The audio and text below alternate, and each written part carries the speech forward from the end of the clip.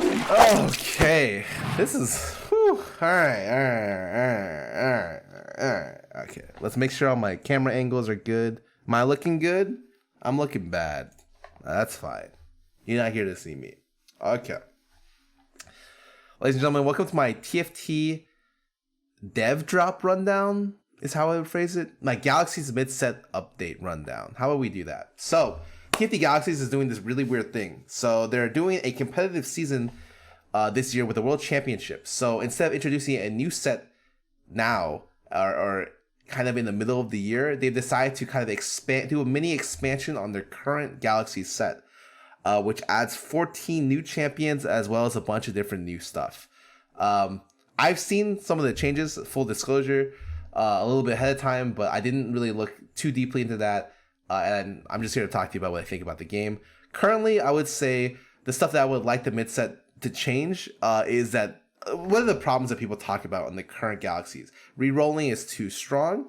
There are too many of the 5 costs aren't flexible. There's not enough 3 cost carries in the game.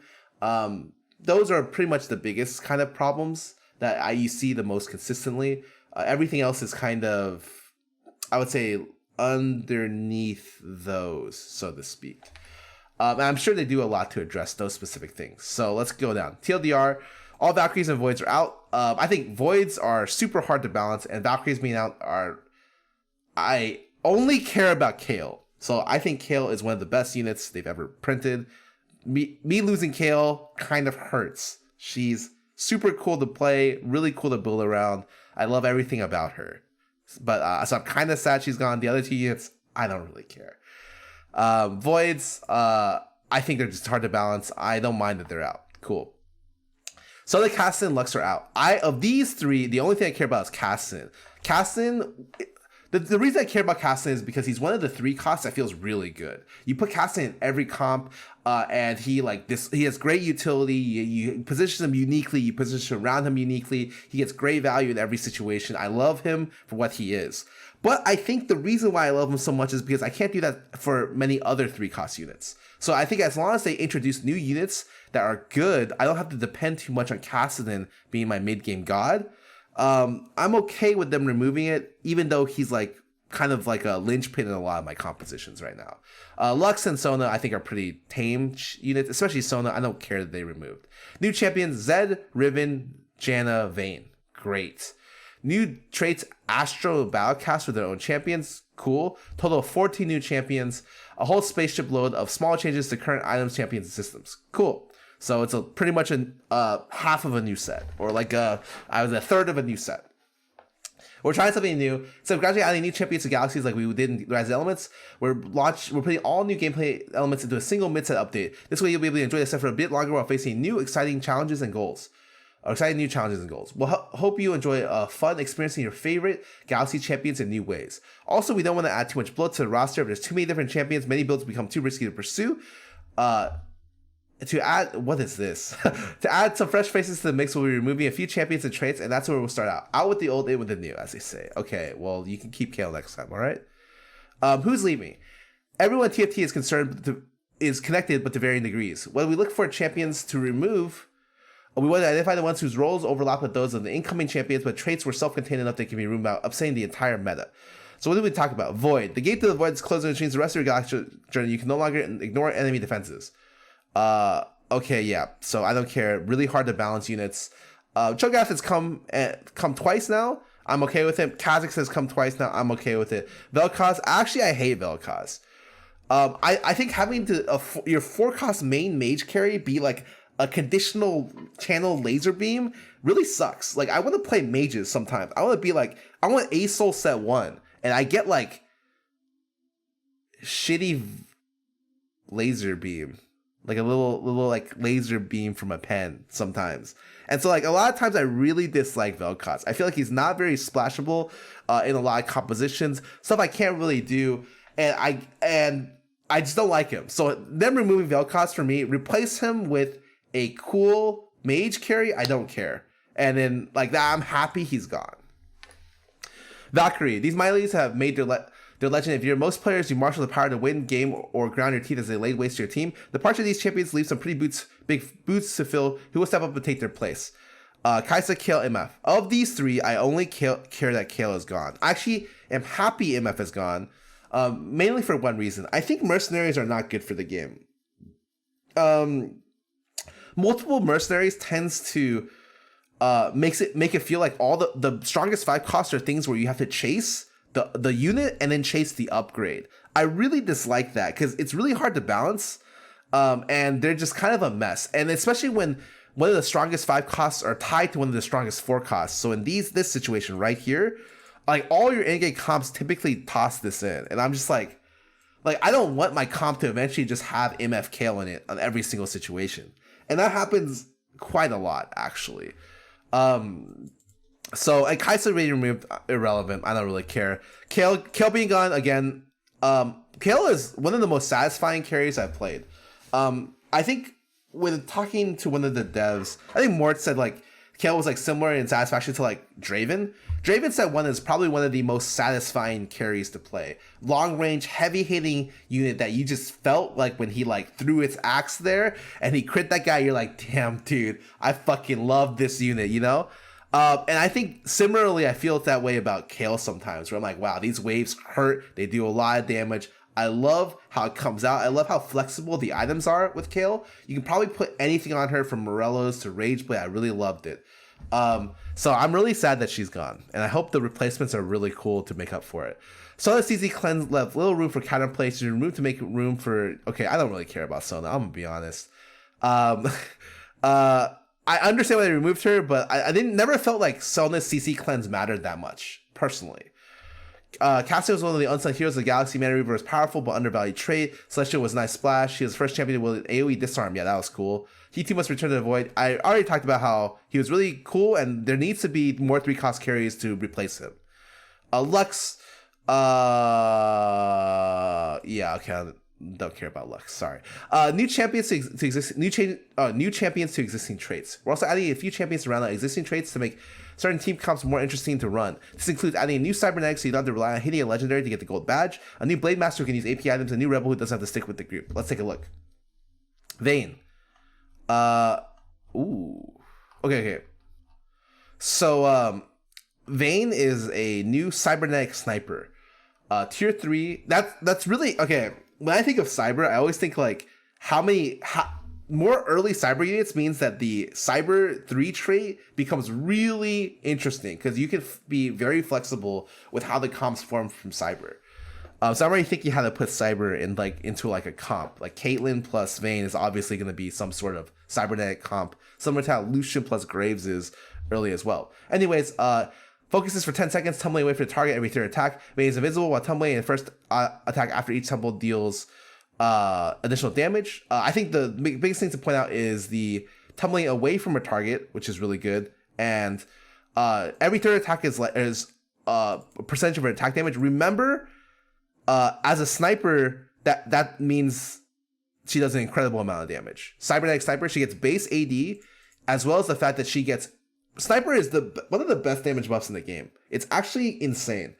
It's just raw, flat, large percentage damage increase. So she can crush your carry. You remember how Shaco got nerfed a lot for doing percentage 100% plus damage?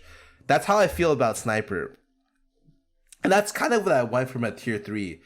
A strong tier 3 carry. I feel like this set lacks a lot of tier 3 carries.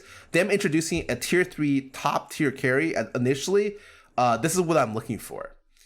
Vayne gives Cybernetics the option that it needs to get to 6 without needing to luck into Echo. She also serves as a powerful 3 carry who doesn't need a defensive item because her spell drops aggro. She serves as a powerful AD carry, especially with Cybernetic and Sniper active.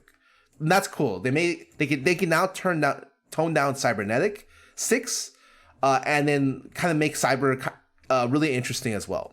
So I like this a lot. Zed, Rebel Infiltrator, Contempt for the Weak. Every third attack Zed deals bonus magic damage and steals their AD. So kind of an anti-AD threat.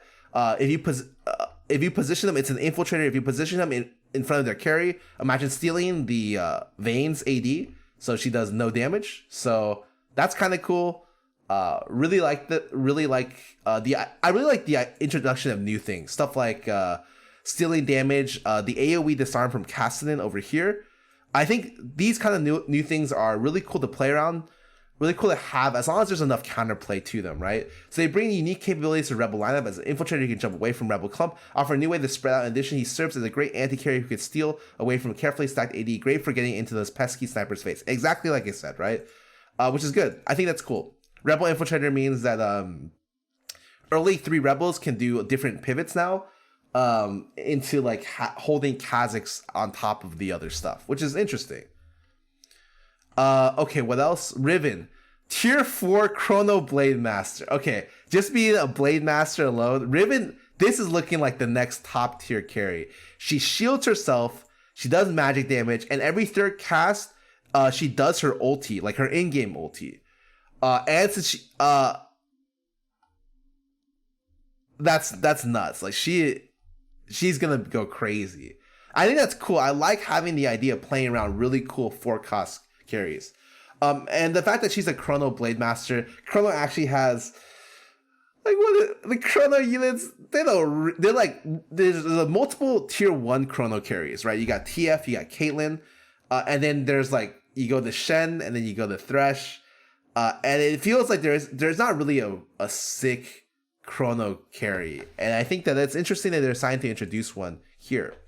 Blademasters have all been pretty similar. They require similar items, but that's about to change. Riven loves AP items to get bigger shield, help her massive damage if you can get a third cast off. She's looting as well. She can boost your Chrono builds with Chrono, TF, and Sorcerer. So she's good with AP builds. She's good with AP items. Interesting to introduce that as well. I'm all down for like this. This is just new melee ASOL, right? And I'm much more excited for Riven as an AP champion than Vel'Koz as an AP champion, which is say kind of a lot, actually. We're introducing 3 new traits for a total of 11 more champions. Here they are. The Battlecast champions are these. So we have Alawi, Nocturne, Kog'Maw, Cassio, Victor, Urgot. Now how do they work? Okay, before I go into this, what ends up happening is they removed a lot of Celestial champions, right? They removed Cassidy, and they made it so you can't get 6 Celestial anymore in the game. And it's like a 4 Celestial thing. And then they introduced a new 6 synergy that is a healing. Okay, this is really awkward. Battlecast champions, upon dealing damage or taking instances of damage, trigger a bonus effect based on their current health. If they're above half health, they deal damage. If they're below, they heal themselves. So the way I see this is like a healing damage hybrid kind of trait. It's a lot of words for saying he heals or he deals damage. That's pretty much it. And what they did is they essentially introduced a new 6 trait that it can be aggressive. And I think the game needed that because the game had 6 Celestial, which kind of took up like a carry-oriented spot for, I would say, too many units. Like, I don't think 6 Celestial was ever really playable. And I really, like, even as like without spats, even with spats, you never really went 6 Celestial, which is say something a lot about the trait. So I'm really happy they're introducing like an offensive, defensive oriented trait to be able to do that. Okay, here's how they work. Battlecast are strong champions who start to heal after taking a beating. It's added toughness in addition to their ability to deal extra damage, allows them to dish it out as well as they can take it depending on the situation. At 2-4-6 split, there's a flexible trait that can fit into many different comps. Several Battlecasts also have unique abilities. Kog'Maw and Victor do percentage health damage. Cassio OP Rex shields, and the Urgot can obliterate anything. War machines that can self-repair. Yeah, I like that. Before we go any further, let me go ahead and say this. If you want a more specific breakdown on the 14 champions, Toast released a YouTube video kind of talking about the 14 new characters and what they do specifically. I will go over some of that as well as some of the other systems updates that we do at the end that they shared with us. If you're looking for a very, very specific systems breakdown, Mort and Whitrock have something releasing soon that's like gonna be an hour plus long, pretty much. Really breaking out every single specific change, and both of those are gonna be like kind of your things to go to if you're doing that. They did not pay me to say that. I'm just letting you guys know.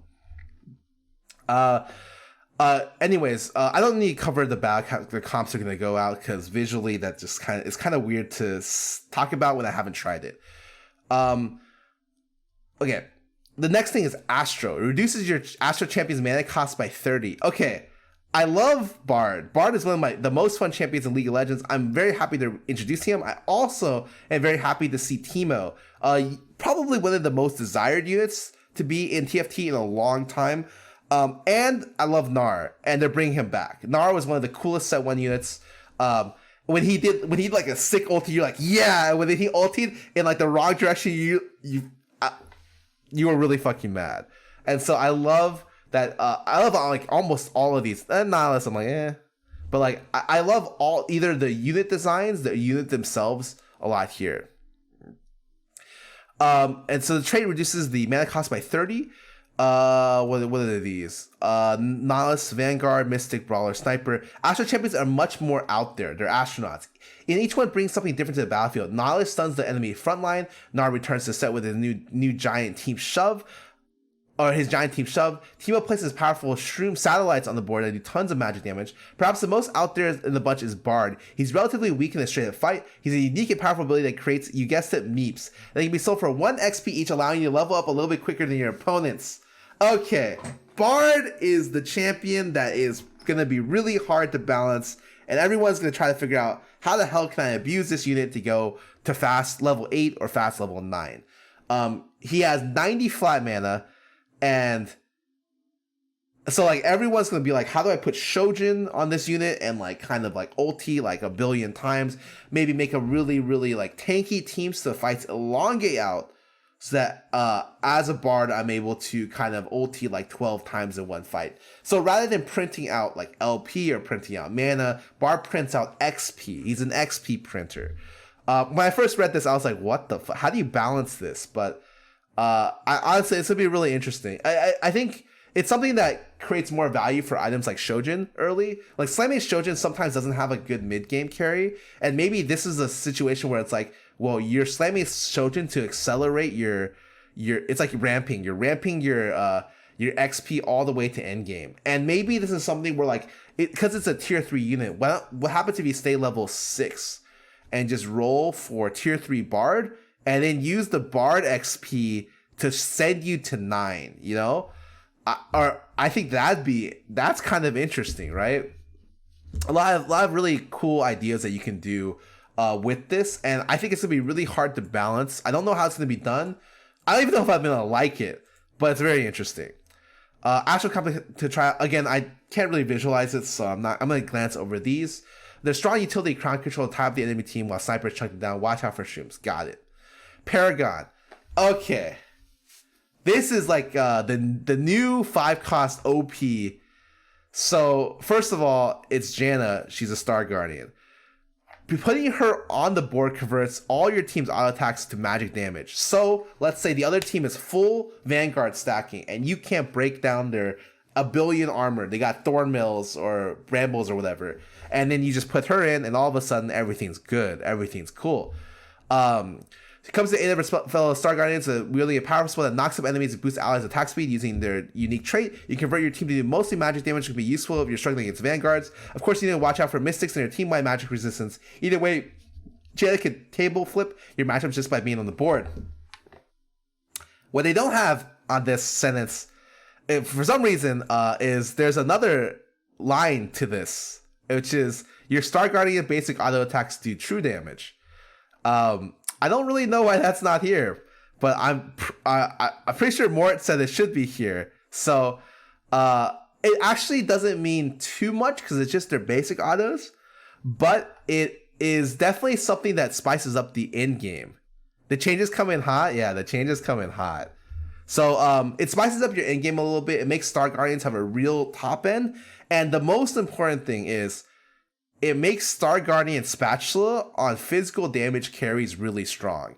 So Star Guardian Spatulaing us, like if your end game is going to have a Janna in the comp, which it will, probably, right? Top tier 5-cost in-game unit. Star Guardian Spat ends up being put on your Vayne, being put on your Jhin, and it doing true damage.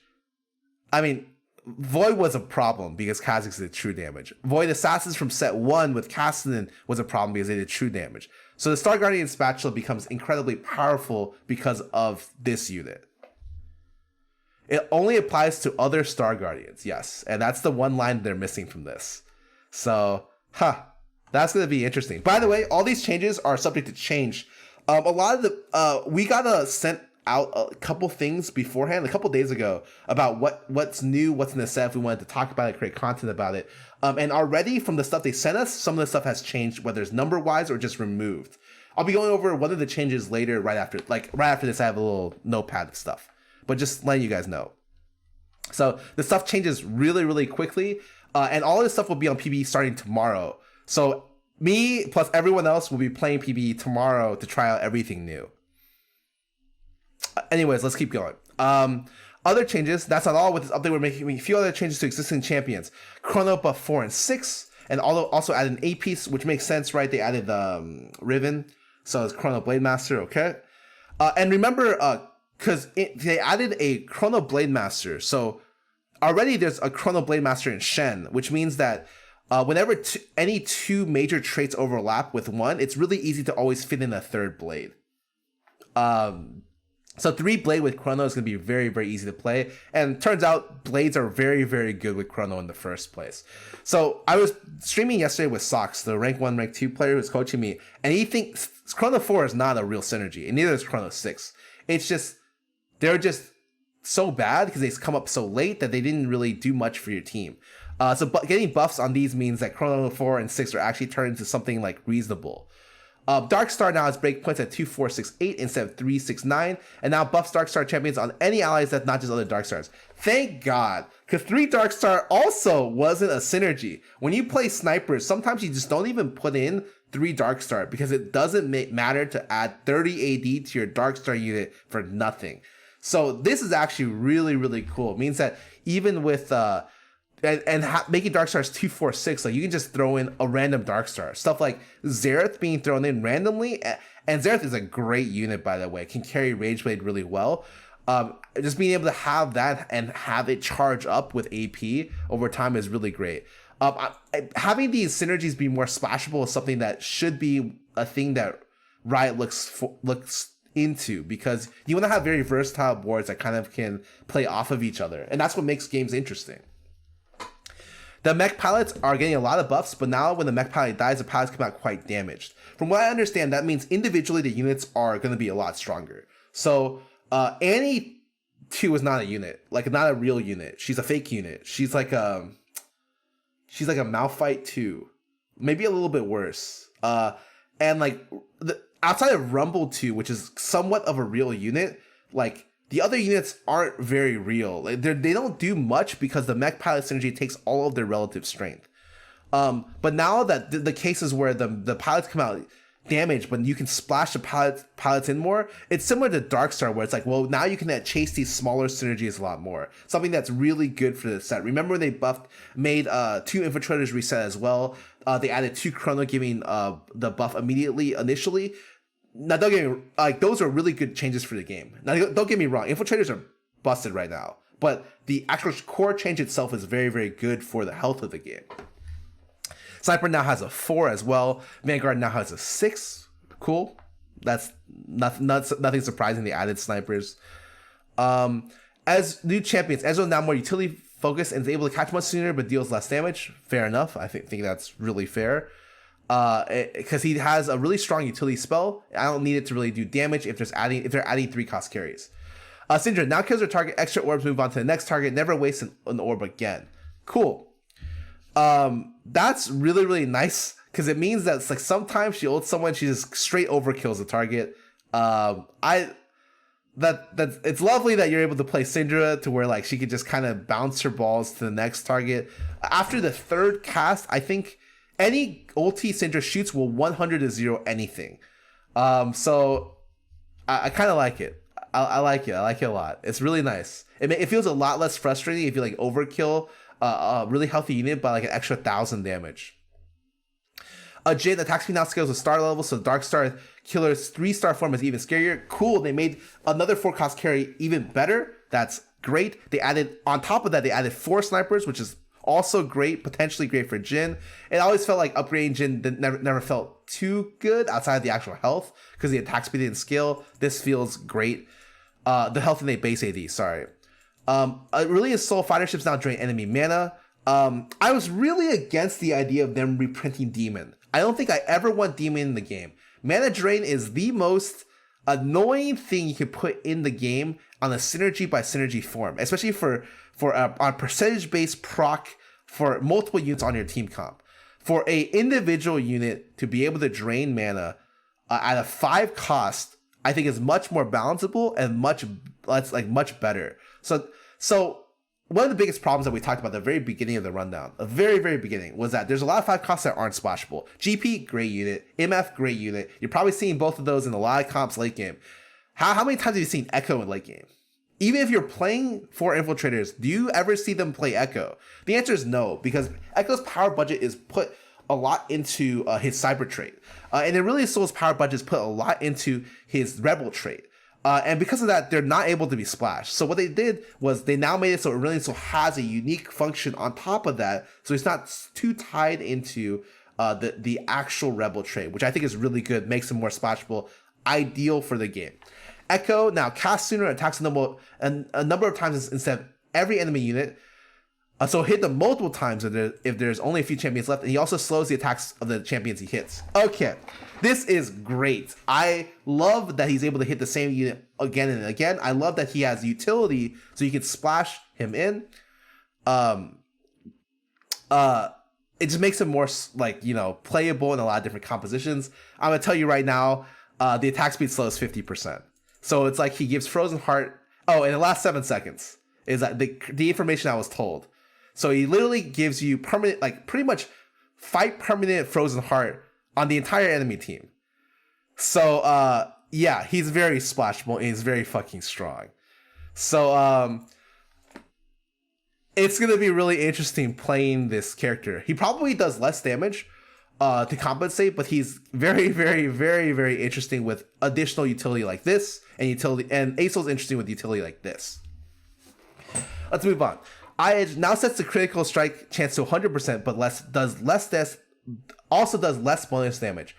I love this. I think one of the biggest problems with IH is you don't really get to feel it sometimes, especially if you're playing if you play with IH Aurelia and you have IH Last Whisper, you have 85% crit, and I ulti someone and I don't crit them and I don't get the reset to one-shot the whole board, I'm pissed. I'm super fucking mad. I like the idea that it sets the crit chance to 100%, so you get less of those edge case scenarios and you're able to be balanced a lot better. And yeah, just really, really good. I'm all for this. Rapid Fire Cannon, in addition to your extra range, your attacks can't miss again. They brought it originally, they took it away, and they brought it back. I think it's good. Yeah. And probably really nice for champions like Jhin, who it's really important they don't miss their 4th shot, stuff like that. Seraph's Embrace, replaced by Summoner's Rift Classic Blue buff. After each spell cast, the holder's mana is set to 20.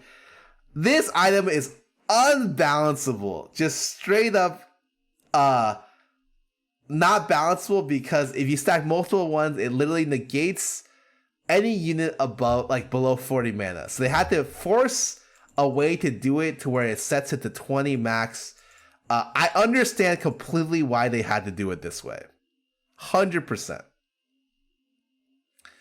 It makes it so that they're able to what happens is, if you play, there's so many fringe cases where a good example is Printer, where you put you put enough items to make Sona ulti instantly, never auto attacking the ulti instantly every single time.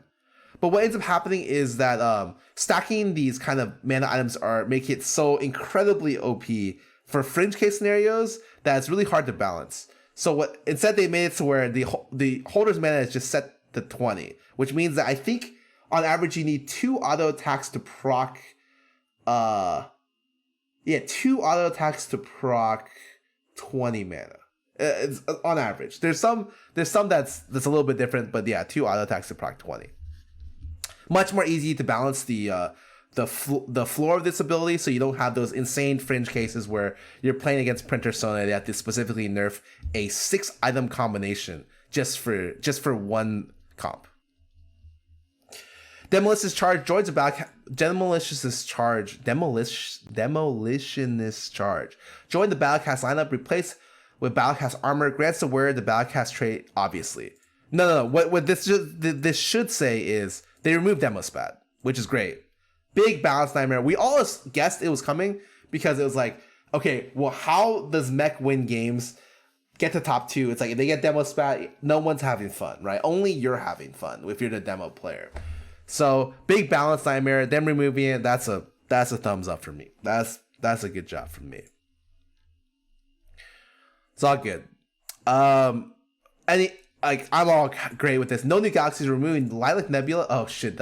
Lilac Nebula, the first galaxy we shipped, will be adding and removing 1 galaxy each patch for the remainder of galaxies. Actually, I like this. I don't think they should add more galaxies. I'm glad they're rotating stuff out. I'm not super happy with Lilac. I'm not super happy with some of the other ones, like Lactic Armory. I'm hoping they rotate out the ones that are least fun and rotate ones more in that are additionally more fun. That's... The ones I like are obviously very biased toward me, but hopefully they have stats in the back end players don't really like engaging in this one as much as the other one, and hopefully those align well with me.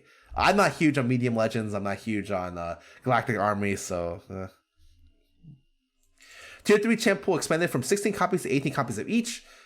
This was an old nerf in set 2 or 1, if I remember, because there's too many people being able to 3-star... I think it was Rengar. Some crazy 3-cost carries that people were just getting too much of. And we've come a long way to where we actually want 3-cost carries back. So they're re-upping the pool a little bit. And this is the biggest change in the set. The number 1 change, bigger than every single change above this. Bigger than the 14 champions added, the champions removed. All of this shit is this. Champions now sell back for their full value. Regardless they're 2-star or they're 2-star copies, 3-star copies, this means that how good you are at the game will be tied to how well you can see pivots. This has good things and bad things, okay, about it. So the pros about this are that in this game currently right now, if you go into the game and you find that someone is doing the comp you're playing. So let's say you go into the game, you type me mech, and someone else also types it as well, and both of you are very stubborn. So you're like, okay, me mech, we're both going in. It's actually less beneficial for you to pivot away from mech than the other person, or than the person staying in. If you pivot away, it's a higher chance the person staying in the comp will end up higher than you because of the investment that you make toward the comp, unless... especially if you've already bought units toward it. So this makes it easier for you to kind of pivot away toward things. If you're low rolling, you're able to kind of hold a lot of units, as well as create like really, really random boards, especially with 2 costs in the mid game, to be able to make comps that you wouldn't be able to spend money on before because you wouldn't be able to sell them for different things later.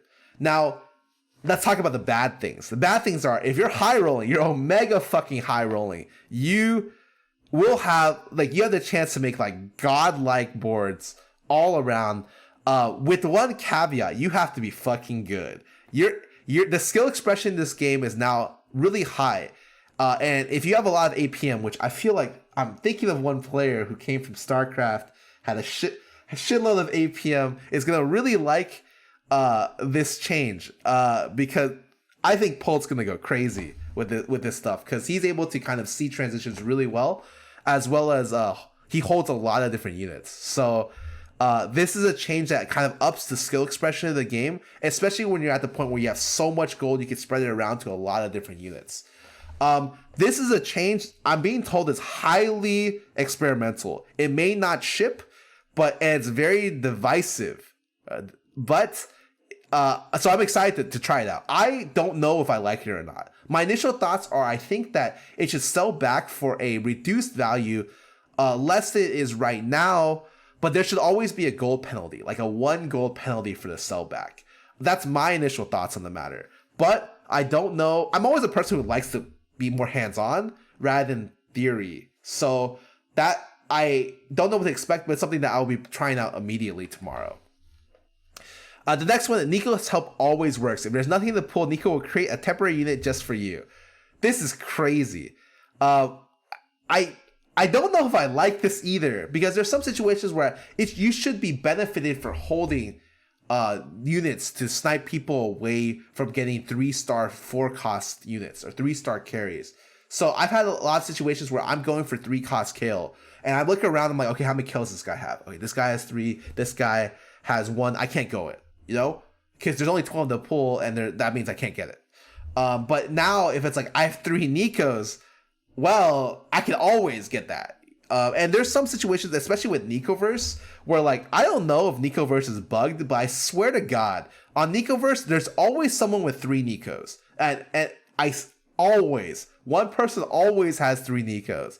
So thinking about that person going to Neekoverse to always be able to hit 3-star Jinx, 3-star Kale, 3-star like whatever 4-cost carry it is, like that's crazy for me. I do understand that it feels bad if you can't hit the unit, but I think that that's like a more strategical play around. You know, it feels bad, but like, yeah, like it feels bad if you don't hit sometimes, but that's just how it is. I don't know what my thoughts are on this. I think it's gonna matter less when Neekoverse rotates out. Because realistically speaking, you're not gonna be able to get more than 1 Neekos a game. But currently with Neekoverse in the game, it's going to be maybe a problem factor on that specific galaxy. Yeah, and only really that specific galaxy. The other ones, like, I've had one game where I got 2 Neekos on Super Dense recently, but for the most part, it's not really a problem. That's not everything. Take a look when it all comes to the PB in the next few days. And let us know what you think. All of this is subject to and will change based on PB results. We're hoping you enjoyed the new Galactic Adventure. Can't wait to see you play this version of Galaxies and see the new teams and combos you discover. See you out there, way, way out there. From Riot Mort, principal game designer Stephen Mortimer is a game designer in League of Legends who never works games and never backs down from a challenge. There's a Llama who has no description, I guess. And Whitrock, set designer of TFT, spends his days making, collecting, and playing games. This guy is so silent, dude. What does this guy do? But remember, Mort and Whitrock have kind of a rundown coming out later. I think I was told that it come out this afternoon sometimes. That's a really big breakdown, very numbers based, really, really like really big breakdown that you guys should check out. Now let's talk about the other information that they ended up sending some of the content creators beforehand. So I added additional info where I kind of collected and added into a little doc over here. And obviously everything's variable to change. So there was some small things I wanted to talk about. Let's go ahead and zoom in on this and kind of maximize this a little bit. So some of the new units, they already talked about the new ones coming in. I wanted to highlight that the Teemo ulti scatters 3 traps, and when they explode, it massively slows. It actually used the word massively and didn't give me a number, so I was kind of annoyed, so I just put massively and just kept going. Kog'Maw ulti gives Kog'Maw infinite range, a large attack speed, and it does percentage health. And they said a lot of these in the kind of mid update, but they weren't very specific on some of them, so I'm just trying to add a little bit more clarity. When they said the Cassio reduces shield effectiveness, I didn't know what that meant. It means that shields on the target are reduced in effectiveness by 50%. Is the current number they have in the game right now. It also does large amount of damage, like 1,000 damage over 12 seconds or something, which is kind of nuts. I'm not sure if that's staying in. I try to keep the numbers out of it unless it's kind of really important. Another big thing is Bard gains extra mana and auto attack. This is his natural passive. His max mana is 90, so his natural passive at tier 3 Bard means on every auto attack he gains a meep, which means he could probably hit level 9 in one stage, because on every auto attack he's making XP for you. which is really, really insane, which is why we added this. And I also added the attack speed and range because it's kind of important for this. Additionally, the way Victor works is he has his E, and it burns from 2 units who are the farthest away from each other in a line like that. And it does percentage max health, and it does like the League of Legends Aftershock explosion as well. That's flat damage. Thought that was kind of cool. For you 2 enemies farthest, which means your positioning kind of is a little bit different. Urgot ulti auto kills, pretty much. It does true damage repeatedly. It's his grinder's ulti. It does true damage repeatedly until they die. And it drags them. It drags the furthest enemy in attack range in until, and it kills them. Which means that you'll probably be able to splash Urgot in every comp, because when you turns out when you have an auto kill on a unit, they're pretty fucking good. We already did this. They already introduced Vayne, Riven, Janna. The Janna numbers are currently 50-100% attack speed at level 1-2 for 5 seconds, and knocking up stunning enemies. You already read that. The biggest thing is the Riven flat mana is currently 0 of 25, which means if you give her blue buff, the new Seraphs, she always starts at 20, meaning 1 auto, she ultis immediately. Something to keep in mind. It's going to be the new Seraph's going to be really good for Cassio, for Riven. And notice how they tweak the mana to where you're able to introduce sub 40 max mana units now, because the new blue buff isn't exploitable like the new Seraphs. Very interesting. So what 25 means is it needs 1 auto to ulti, essentially. Let's keep going. Some of this stuff right now, 6 Celestial is now 80% from I think 60, because you're only able to spat it. 4 Chrono is 3.5, 1.5, and 8 Chrono is 0.75 seconds. This is the new one. The old 4 Chrono is 4 seconds, which means it got like a decent amount better, honestly. So 4 Chrono is actually a synergy. You're probably still never playing 6 or 8, but you might. But 4 Chrono is definitely playable now. It's quite a big buff. Sniper is now 12 and 30%. It used to be, I think, flat 15% per hex. 4 snipers, 30%. Remember that sniper buff is insane, because there's 4 hexes from your back. There's 3 hexes from your back to their enemy board, which means that you do 90% more damage as a flat to their front line. So 4 sniper buff, 2 sniper buff is already insane. 4 sniper buff, incredible, especially because Vayne looks like she's going to be doing stupid amounts of damage. Echo Slow is 50%. I already talked about Frozen Heart for 7 seconds. They pulled this. I had to double check with Mort. He told me they pulled this. Deathblade, they put an execute. Predator buff used to be on Deathblade. They pulled this just recently. It no longer executes under 20% health. Jewel Gauntlet, spells crit and they do 20% bonus damage. And I know what you're thinking. You're thinking Jewel Gauntlet is going to be broken. When combination of IE, they nerfed IE a lot. I think it does 40% bonus crit damage now. So like the combination does slightly less damage, but way more consistent because it's 100% crit. I think that's great. I still think that's a very good thing. Another big thing they didn't mention, IE is now unique. So you can't stack bonus crit damage, which was always going to be somewhat of a problem, I think, in past situations where you've had like Assassin stack two IEs and be a problem. Generally speaking, I don't think you would stack it anyways, because only plus 40% crit bonus doesn't seem that much, but it's just strictly unique now, so you can't stack like 2 IAs on top of each other and go fucking bullshit. Giant Slayer got a huge change, actually, because I reconfirmed with more that this was actually going in. Basic attacks now do 20% bonus true damage and increases to 80% if the target has more than 1500 current health. So it's supposed to slay giants, is what I was told. So it does. It's really good into the brawlers now. Really, really good into brawlers. Really good into mech. Like it's mech. It should be and is a mech killer. So that's something to keep in mind. Realize that 1500 health is a very large amount of health to have. Your two star carry will not have 1500 health most of the times. So yeah, just keep that in mind. It's really just for those like tanky frontliners with units. Speaking about new stuff, Warmogs now grants just 1,000 total health. For people who don't know what 1,000 health is, it's 5 belts. Each belt is 200. Currently, it gives 400 health plus 1% regen. Now it just gives 1,000 flat health. So you can just put this on your carry, and he becomes a tank.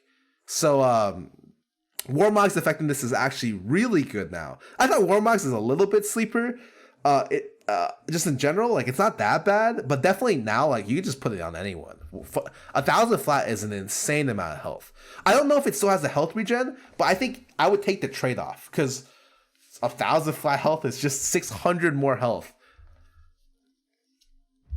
Yeah, giving it to this to Malphite means he gets 500 more effective health. That's nuts. Also, Gunblade no longer works on spell damage. That's fine. And they slightly nerfed hyper roll costs. One cost chances at level 4. Because, you know, people hyper... Honestly, I don't think it's not even that much of a problem, but this is a good thing for the game. People are generally slow rolling, but anyways, the difference between hyper roll and slow roll is at 3-1, you're level 4 with 8 of 10 XP, and you spam the D button, and you get all the 3-star 1-cost units. Now that you have 5% less chance of hitting them, it's a little bit less consistent. You're probably still going to be able to hit them if you have a lot. But a lot of other people have been doing slow rolling, which is you stay at 50 gold at level 5, and you just roll your excess gold to find the 3-star 1-cost. The trade-off is you take a lot more damage, you spike a lot later. You could, instead of spiking at 3-2, you'll spike at 4-1 and take like 20 to 40 damage there. So it's a little bit, I would say, it's more consistent, but there's a large trade-off for that. And I think that's fine for the game. Okay, I'll put it this way. I think hyper rolling is really effective currently, largely because like the mid game carries aren't strong enough to beat out a lot of the hyper roll comps. But like with the introduction of more interesting mid game carries, like that may not be the case anyways. So I'm okay to see a slight nerf. It probably won't matter that much. I'm just more excited about the rest of the stuff. Yeah, Gunblade got nerfed, got changed to only working on spells instead of basic auto attacks. So it's I actually don't like this. I thought it was nice to be able to work with both because I could use some flexible things like Kale. Well, I guess Kale probably regenerates more on a spell. It's really just a caster only item now, and maybe that's fine because you put Gunblade on Riven and she's probably gonna go crazy with. You just put AP on Riven because she shields herself anyways. But a lot of really, really big things to take in from this mid-set update. And I would advise everyone to play tomorrow on PB who can if they're really interested. Or watch someone who plays. I'll be playing tomorrow for sure. I'm changing my initial plans to play Phantasy Star Online tomorrow to play a shitload of PBA.